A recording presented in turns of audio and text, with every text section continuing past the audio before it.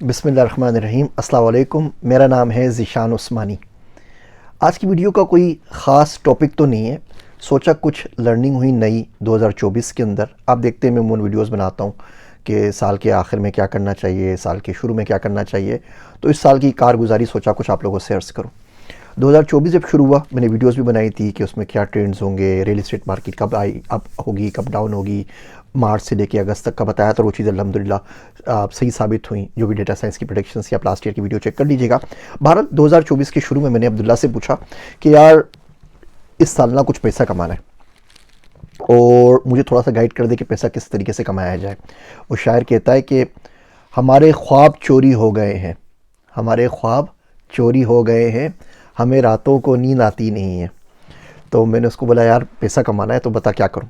अच्छा, मैं एक्सपेक्ट कर रहा कि बोलेगा कि बाहर जाओ, दूसरे दुनिया में घूमो, तुम घूमते फिरते रहते हो, ये करो वो करो। उससे बड़ी यूनिक मुझे एडवाइस दी और इस साल मुझे उससे बड़ा फ़ायदा हुआ। सोचा मैं आप लोगों से शेयर करूं। पहले एक्सपीरियंस नहीं किया था, प्रैक्टिकल नहीं किया था, इसलिए आप लोगों से शेयर नहीं किया कि मैं आपको कोई ऐसी एडवाइस नहीं देना चाह रहा था जो काउंटर प्रोडक्टिव हो जाए और जिससे आपको फ़ायदा ना हो सके। उसने मुझे एडवाइस दी कि अगर पैसा कमाना है आज के दौर में तो अपने आप को कमरे में बंद कर लो, कहीं भी ना जाओ, किसी से भी ना मिलो। मैं कहा अल्लाह के बंदे क्या एडवाइस दे रहा है, क्यों भूखा मरवाएगा। कमरे बंद कर लूँ, कहीं ना जाऊँ, किसी से ना मिलूँ तो पैसे कैसे कमाऊँगा। उससे बोला बैठ के दुनिया इतनी बिजी हो गई है, दुनिया में इतनी ज़्यादा डिस्ट्रैक्शन हो गई है कि कोई बंदा बैठ के सोच नहीं रहा। आराम से बैठ जाओ घर के अंदर, कमरे में बंद करके बेसमेंट में बैठ जाओ, किताबें पढ़ो। वो एक बड़ा अच्छा कोट था कि if you need a new idea read an old book. आपको कोई नया आइडिया चाहिए तो कोई पुरानी किताब पढ़ लीजिए। तो उसने बोला कि बैठ के पढ़ो और देखो, एनालाइज करो दुनिया में क्या हो रहा है। कुछ भी नहीं करो, आंख बंद करके देखते रहो, सुनते रहो दुनिया में क्या हो रहा है, आपको उससे बहुत सारे आइडियाज़ मिलेंगे। मैंने कहा ठीक है यार, इसमें इतने साल तो कमा ही रहे हैं तो अगर नुकसान भी हो गया कोई मसला नहीं है, एक साल उसकी एडवाइस पे अमल करके देखते हैं। उसका करना ये हुआ कि सबसे ज़्यादा फ़ायदा अल्हम्दुलिल्लाह इस साल के अंदर हो गया। सबसे पहले तो पैसे भैया वो क्रिप्टो करेंसी से कमाए। 15-15 हज़ार में बिटकॉइन लिए थे, उसको ऑटो पे छोड़ा हुआ था कि लाख पे होके बिक जाए। अल्लाह ने करम किया, वो लाख के हो गए तो वो बिक गए, तो उसमें मुनाफा हो गया। उसके बाद रियल एस्टेट के अंदर मैंने आपको पहले भी बताया था कि रियल एस्टेट की मार्केट बहुत ज़्यादा बूम करेगी। रियल एस्टेट की मार्केट ने वाकई बूम किया मार्च से लेके अगस्त तक के अंदर। तो वो रियल एस्टेट के अंदर जो फ्लिपिंग करता हूँ उसके अंदर बड़ा फ़ायदा हो गया। इलेक्शन मेरा धंधे का सीज़न होता है, इलेक्शन के अंदर कंसल्टिंग के अंदर बड़ा फ़ायदा हुआ। नवंबर में इलेक्शन होने थे, मैंने जनवरी से उसके ऊपर काम शुरू कर दिया और इसके ऊपर मैंने स्पेसिफिक वीडियो बनाई हुई है कि वो किस तरीके से पैसे कमाए, किस तरीके से डेटा को हमने सेल किया, क्या किया, उससे बड़ा फ़ायदा हुआ। लीड्स जनरेशन के बिज़नेस पे एक नया काम शुरू किया, वो अल्हम्दुलिल्लाह चल पड़ा। उसमें क्या होता है, अमेरिका के अंदर अगर आप घर बेचें या ख़रीदें तो 6% आपको एजेंट को कमीशन देना पड़ता है, 3% बायर के एजेंट को, 3% सेलर के एजेंट को। यानी $1,00,000 का अगर घर की ट्रांजेक्शन होती है तो $6,000 कमीशन जो एजेंट वाले होते हैं वो ले जाते हैं, रजिस्टर्ड एजेंट्स। मैं कंपनीज़ के पास गया, मैंने उनको बोला जी मैं आपको लीड्स ला के दूँगा, उन लोगों की जो घर बेचना चाहते हैं, उन लोगों की जो घर ख़रीदना चाहते हैं, और आप मुझे 6% ना दें, आप मुझे 2% दे दीजिए, चलो 1% दे दीजिए, चले आधे % पे डील कर लेते हैं, बात तो करें ना। उसके बाद मैंने कुछ एप्लीकेशंस बनाई फेसबुक के ऊपर, डिजिटल मार्केटिंग मुझे आती है, मैंने कुछ कंपेन्स रन की और उनको हज़ारों की तादाद में लीड्स ला के दी। अच्छा, लीड्स के कोई पैसे नहीं, हज़ारों की आपके पास है। वंस लीड्स मटेरियलाइज, आप कुछ बेच दें या ख़रीद लें, उसके बाद पैसे दीजिएगा। तो एक अल्लाह पाक ने बड़ा करम किया है, बड़ा अच्छा चैनल चलना शुरू हो गया, इससे मुझे बड़ा फ़ायदा हुआ। लेकिन जो असल पैसा कमाया बिल्कुल अनएक्सपेक्टेड वे के अंदर, मैं इस वीडियो में आपसे वो शेयर करना चाहता हूँ, और वो है बैंकरप्सीज़। अच्छा, बैंकरप्सी कहते हैं दिवालिये को, जब कोई बंदा बहुत ज़्यादा फाइनेंशियल, कोई बंदा या बिज़नेस किसी फाइनेंशियल मसाइल के अंदर फंस जाए और उसको कोई तरीका सुझाई ना दे, तो जाके स्टेट को बोलता है कि मैं बैंकरप्सी फाइल करता हूँ, मैं दिवालिया हो गया हूँ, मैं किसी का लेना देना कुछ नहीं है। स्टेट उसको बैंकरप्ट करता है, उसके जो भी एसेट्स वगैरह होते हैं बेच के, जो क्रेडिटर्स होते हैं उनको थोड़े बहुत पैसे दे के जान छुड़ाता है, उसको क्लीन स्लेट से वापस शुरू करता है। दुनिया भर में होता है, अमेरिका में भी होता है। कभी टाइम मिले फुर्सत पे तो गूगल पे जाके इसकी टाइप्स पढ़ लीजिएगा। 6 टाइप्स होती हैं। चैप्टर 7 होती है, 8 नहीं होती, 9 होती है, 11, 12, 13 और 15।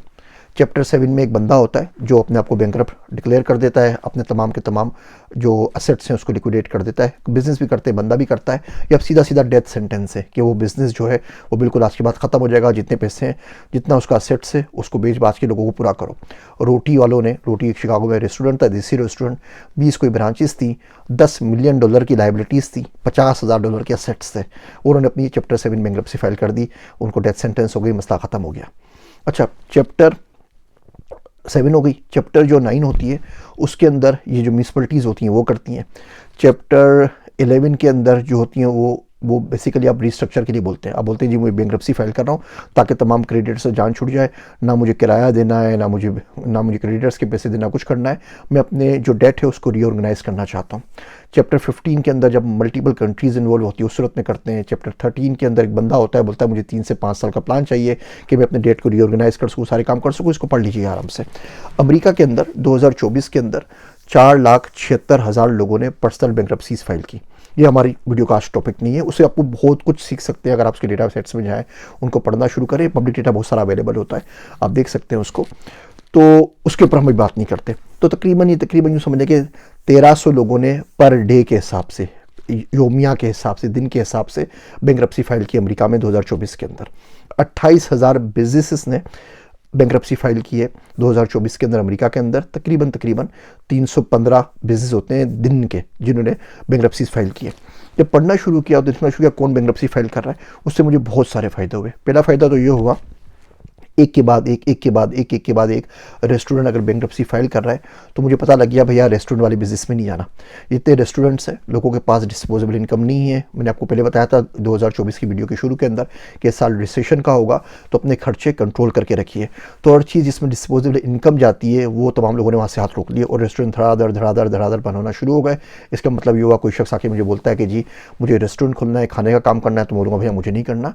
इस साल 1200 रेस्टोरेंट अमेरिका के अंदर बंद हो चुके हैं। उसके बहुत सारे रीजन है। वो तो रेस्टोरेंट बहुत ज़्यादा खुल गए थे, दूसरे लोगों के पास डिस्पोजेबल इनकम नहीं थी। तीसरी चीज़ कि ट्रंप आ रहा है तो ट्रंप ने बोला कि इलीगल इमिग्रेंट्स, उसके ऊपर एक डिटेल वीडियो फिर कभी बना देंगे, उन सबको मैं निकाल के बाहर फेंक रहा हूँ। तो सारे के लोग छुप गए और रेस्टोरेंट्स को करने वाले वर्कर नहीं मिल रहे, बिकॉज उनको आवरली रेट के ऊपर चाहिए होते हैं। वो सब लोगों की इंश्योरेंस और तमाम चीज़ें अफोर्ड नहीं कर सकते। अमेरिका के अंदर 11 मिलियन इलीगल इमिग्रेंट्स हैं, यानी कि वो लोग जो वीज़ा के ऊपर आए, विजिट वीज़ा के ऊपर आए, या तो ट्रक में सवार होकर आ गए, डुबकी लगा कर आ गए, इलीगल बॉर्डर क्रॉस कर ली, या विजिट वीज़ा के ऊपर आए, किसी और वीज़ा के ऊपर आए और वापस नहीं गए और यहीं पे रुक गए और यहाँ पे छुपते छुपाते फिर रहे हैं। उन 11 मिलियन लोगों में से तकरीबन 8.9 मिलियन लोग जॉब्स के ऊपर हैं, बरसरे रोज़गार हैं। अब वो क्या कर रहे हैं, वो रेस्टोरेंट्स में काम कर रहे हैं, वो रोडों के ऊपर काम कर रहे हैं, वो कंस्ट्रक्शन का काम कर रहे हैं। अब भर भर के उनको आप वापस भेज देंगे। हम ये पहले वीडियो के ऊपर बात कर चुके हैं इलेक्शन वाले के अंदर कि हम ट्रेंड्स कैसे देखते हैं, तो किस तरह भर के वापस भेजेंगे। बिलियंस ऑफ डॉलर्स लग जाएंगे उनको वापस भेजने में, उनको रखने में, उनको जेलों पर रखने पर। हम कोर्ट सिविक के ऊपर डिटेल में पिछली वीडियोज़ के अंदर बात कर चुके हैं कि वहाँ से आप कैसे पैसे कमा सकते हैं। $6 का शेयर कैसे वो $30 के ऊपर पहुँच चुका है। अच्छा, हम बैंक्रप्सीज पे वापस आते हैं। तो जो बिजनेस फाइल किए तो उनको मैंने पढ़ना शुरू किया कौन से बिजनेस फाइल कर रहे हैं बैंक्रप्सीज और कहाँ फाइल कर रहे हैं और क्यों फाइल कर रहे हैं, क्या डेटा स्ट्रक्चर था, तमाम चीज़ क्या थी। बड़े बड़े नाम इसमें हमारे पास बैंक्रप्सी में आ गए। तो एक तो मुझे सीखने का मौका मिला कि कौन सा ट्रेंड चल रहा है, न्यूयॉर्क में कौन बैंक्रप्सी फाइल कर रहा है और इलिनॉय में कौन कर रहा है और कैलिफोर्निया में कौन कर रहा है और एरिजोना के अंदर कौन कर रहा है। दूसरी चीज़, मैं उससे फ़ायदा कैसे उठा सकता हूँ, मेरे ऐसा कौन सा बिज़नेस कर रहा हूँ, मैं ऐसी कौन सी चीज़ कर रहा हूँ कि जहाँ पे ये चीज़ सस्ते में मिले सकता हूँ, किसी और से ना लूँ, उस बिज़नेस से लूँ जो बैंक्रप्सी फाइल कर रहा है। वो अपने तमाम असेट्स को लिक्विडेट कर रहा है, मैं जाके कैसे खरीद सकता हूँ। मिसाल के तौर पे बायोफ्लेक्स के नाम से बड़ी ऑर्गेनाइजेशन थी, 30-40 साल पुरानी, वो एक्सरसाइज के इक्विपमेंट बेचती थी। अब मुझे एक्सरसाइज के इक्विपमेंट चाहिए, जिम की मशीनें चाहिए, सब कुछ चाहिए। 90% ऑफ है, यानी 1000 रुपये वाली चीज़ आपको 10 रुपये में मिल रही है।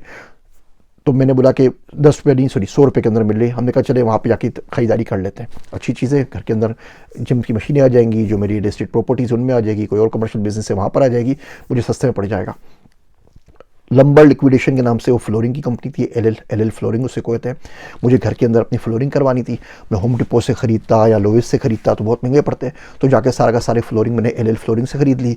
वो बैंक्रप्सी फाइल करके बैठे हुए थे तो वो बहुत सस्ते में बेच रहे थे। बिग लॉट्स के नाम से बड़ी चेन है जो वहाँ पर ग्रोसरीज़ के और घर के आम यूज़ के आइटम्स होते हैं, इनके पास इन्होंने बैंक्रप्सी फाइल कर दिए। 92% के ऊपर तमाम चीज़ें ऑफ जा रही हैं। मिसाल के तौर पे टिशू का रोल है, ये 12 का रोल आता है $25-26 का, ये वहाँ पर $1.90 में आया हुआ था, ₹1.90 के अंदर आया हुआ था। मैंने पूरे साल के लेके रख लिया। वो टपरवेयर होते हैं, प्लास्टिक के बर्तन, उन लोगों ने बैंक्रप्सी फाइल की, वो इतने सारे स्टोर कर लिए कि मुझे 2 साल तक टपरवेयर नहीं लेना पड़ेगा। पार्टी सिटी ने बैंक्रप्सी फाइल कर दी, अमेरिकन फ्रेट ने कर दी। ये पीछे आपको नया बेड नज़र आ रहा है, ये $100 का लिया है, ये तकरीबन $4,000 का है। उसके पीछे में जो हाथी वाला लैंप नज़र आ रहा है वो $16 का लिया है, वो भी तकरीबन $700-750 का है। तो अब मेरा फ़ायदा हो गया, मुझे काम करना था, लेकिन इससे ओवरऑल क्या हुआ, अब इसको आप मल्टीप्लाई कर दें, मल्टीपल हाउसेस पे कर दें, मल्टीपल बिजनेसेस पे कर दें, तो आप कितना ज़्यादा सीख सकते हैं। तो बैंक्रप्सी आप देखें आसपास में, आप जहाँ भी रह रहे हैं, जिस मुल्क में रह रहे हैं, अगर कोई कंपनी बैंक्रप्सी फाइल करती है, ज़्यादा बात है उनका नुकसान हुआ, वो आउट ऑफ बिजनेस जा रहे हैं, बंद करके जा रहे हैं, क्लोजिंग सेल लगा दिए, लेकिन आपको तो उससे कम से कम फ़ायदा हो गया ना। आपको अगर घर में कोई कंस्ट्रक्शन का काम करना, उस वक्त कर लीजिए। कोई गाड़ी का सामान हो रहा है, मिसाल के तौर पर अभी निसान, टोयोटा, निसान, होंडा और मित्सुबिशी, इन तीनों ने मर्जर कर दिया है। दुनिया के अंदर जो सेल्स है गाड़ियों की, वो इलेक्ट्रिक व्हीकल्स पे जा रही है, ईवीज़ के ऊपर जा रही है। अब इन्होंने चैलेंजेस आ गए, मुकाबला करना है, तो तीनों के तीनों मर्ज हो गए। अब मित्सुबिशी, होंडा और निसान, ये तीनों बड़े जायंट मर्ज हो गए, तो इसका क्या इंपैक्ट होगा उसको आप देखना शुरू कर दीजिए। जो रेस्टोरेंट्स बैंक्रप्सी फाइल कर रहे हैं, तो वो क्या करेंगे, अब ज़रा बताइए, उसका कोई कुकिंग वेयर है उसको बेचेंगे, उसके बाद जो सीटें तमाम लगी हुई फर्नीचर उसको बेचेंगे, तो उसको कौन दूसरा खरीदने वाला होगा। रिटेल में लोग उसको लेंगे या नहीं लेंगे। जो लोग वहाँ से खाना नहीं खा रहे, वो कहीं ना कहीं इन्फ्लक्स कहीं और ना कहीं जाएगा ना, वो फूड पांडा के ऊपर जाएगा, वो उबर ईट के ऊपर जाएगा, वो तलाबात के ऊपर जाएगा। तो उन लोगों को सर्व कौन करेगा, कौन सी नई मार्केट खुलेगी। याद रखिए, जब एक मार्केट बंद होती है ना, तो कम से कम 2 नई मार्केट्स खुलती हैं। वो नई मार्केट्स को आप पढ़ते रहेंगे, आपको समझ में आना शुरू हो जाएगा। मिसाल के तौर पर 2025 के अंदर जो हमारी डेटा साइंस प्रेडिक्शन बताती है, वही बताती है, मैंने आपको डॉलर का रेट भी बताया था 2024 वाली वीडियो के अंदर, कि डॉलर 265 तक जाएगा, और डॉलर माशाल्लाह से 300 को टच करके वापस 280 रुपये के ऊपर आ गया है। तो इसी तरीके से 2025 के आखिर तक डॉलर हमारे पास 350 रुपये चले जाएगा, यानी कि 350 पाकिस्तानी रुपये का $1 आएगा। दूसरी चीज़ ये कि अब इसका असर क्या पड़ेगा, लोग बेरोज़गार होंगे, लोगों को एआई सब लोगों का रोज़गार ले जाएगी, तो लोगों को क्या चाहिए होगा, लोगों को डिप्रेशन होगा। अब वो हर वो चीज़ जो डिप्रेशन से हटाती है, वो उसकी तरफ आएंगे। योगा बहुत ज़्यादा दुनिया में प्रिवेल करेगा, लोग योगा पे आएंगे, मेडिटेशन के ऊपर आएंगे, एक्सरसाइज में आएंगे, जिम्स के अंदर आएंगे, नेटफ्लिक्स को ज़्यादा देखेंगे, कैंडल्स का बिज़नेस बहुत ज़्यादा चलेगा, लोग वो कैंडल्स जला जला के बड़ा अच्छा सूथिंग इफेक्ट होता है, उसको अच्छा फील करते हैं, उसका बिज़नेस जाएगा ऊपर। एम्ब्रॉयडरी का बिज़नेस बहुत ऊपर जाएगा, कपड़ों का बिज़नेस बहुत ऊपर जाएगा। इन तमाम ट्रेंड्स को पढ़ना और सीखना शुरू करें, पढ़ना शुरू करें। मुझे एडवाइस का बड़ा फ़ायदा हुआ। रूम में बंद करके बैठ जाइए अपने आप को, एआई को पढ़ना शुरू करें, जनरेटिव एआई को पढ़ें कि दुनिया कैसे चेंज करी। एक नीश उठा लीजिए। लर्निंग जो होती है ना, वो टी शेप होती है। तो पहले जो आप ब्रेथ पे जाते हैं, फिर एक चीज़ पकड़ के बिल्कुल डेप्थ में उसकी चले जाते हैं, उसको पढ़ते रहते हैं आराम से। आप बोल रहे हैं कि जी मुझे जनरेटिव एआई पढ़नी है, कैसे, किस तरह चेंज होगा ऑयल एंड गैस का, अप स्ट्रीम पे क्या फ़र्क पड़ेगा, डाउन स्ट्रीम में क्या पड़ेगा, मिड स्ट्रीम पे क्या पड़ेगा, जनरेटिव एआई किस तरह चेंज करेगी एडवर्टाइजिंग को, किस तरह चेंज करेगी डिजिटल मार्केटिंग को। 2025 में अगर आप मुझसे पूछें, तो 2025 में आपको डिजिटल मार्केटिंग पढ़नी है, आपको पर्सनल ब्रांड के ऊपर काम करना है। ये व्लॉगिंग वगैरह, यूट्यूब वगैरह, कंटेंट क्रिएशन, ये बहुत ऊपर जाएगी। कोई कंपनी से रिलेटेड हो, कोई बिजनेस से रिलेटेड हो, तो आप उसमें इन्वेस्ट कर दें, उसके साथ काम कर लें, वहाँ पे जॉब कर लें। क्लाउड कंप्यूटिंग पढ़नी है, साइबर सिक्योरिटी आपको पढ़नी है, मेडिकल साइंस के अंदर, बायोटेक्नोलॉजी के अंदर, कंज्यूमर हेल्थ के अंदर ये साल बहुत ज़्यादा आगे जाएगा। आप और कुछ नहीं करें, गूगल पे आके भी सर्च कर लीजिए कि 2025 के अंदर, 2024 के अंदर मेडिकल की जो साइंटिफिक ब्रेक थ्रू थी वो क्या थी। इवोल्यूशन थ्योरी जो हम 2 लाख साल को रो रहे थे, वो 2 बिलियन सालों के ऊपर चली गई। पहली मर्तबा एक ब्लड टेस्ट बनाया जो अल्जाइमर की डिजीज़ की तशखीस कर लेता है। अल्जाइमर डिजीज़ की 5 अलग अलग कैटेगरीज आ गई हैं। एक वैक्सीन आ गई है जो कोरोना को भी देखती है और फ्लू को भी साथ में देखती है। आप सिर्फ मेडिकल को पढ़ लेना कि कहाँ कौन कौन सी चेंजेस आई है, सेल के ऊपर क्या काम हुआ है, बाकी चीज़ों पर क्या काम हुआ है, तो आपको पता चलेगा दुनिया क्या कर रही थी। दुनिया ने, अमेरिका ने न्यूक्लियर फ्यूजन का ग्रिड लेवल का स्टेशन लॉन्च कर दिया है। वो अगले साल से 2026 से काम करना शुरू कर देगा, 1-1.5 साल के अंदर। हम लोग पता नहीं कहाँ सोच रहे हैं, हम पे सेक्शंस पढ़ रहे हैं। इन तमाम चीज़ों को देखें गूगल पे सर्च करके कि दुनिया में 2024 में साइंटिफिक ब्रेक थ्रू कौन से हुए हैं, मेडिकल ब्रेक थ्रू कौन कौन से हुए हैं, कौन कौन सी डिस्कवरीज हुई है, एआई में क्या काम हुआ है। वो पूरा का पूरा वो गूगल का जेमिनी आपको या चैट जीपीटी आपको पूरी समरी निकाल के दे देगा। 1-800 जीपीटी, अब तो फ़ोन नंबर आ गया हमारे पास, हम डायल करके चैट जीपीटी से बात कर लेते हैं, जैसे इंसान से बात करते हैं। चैट जीपीटी के व्हाट्सएप पे चले जाइए, इसके ऊपर फिर कभी वीडियो बना देंगे। और पाकिस्तान में हम देखें क्या हो रहा है, एक धरना और एक धरना और ये धरना और वो धरना, इसी के अंदर ज़िंदगी हमारी पूरी हो गई। दुनिया कहाँ से कहाँ पहुँच गई और हम कहाँ पहुँचे हुए। तो बहरहाल ये बड़ा एक इंटरेस्टिंग कंसेप्ट मुझे पता लगा इस साल कि बैंक्रप्सी से भी आपको फ़ायदा हो सकता है। पर्सनल आइडिया, एक्सपीरियंसली शेयर कर रहा हूँ कि आप इससे कुछ सीख सकें।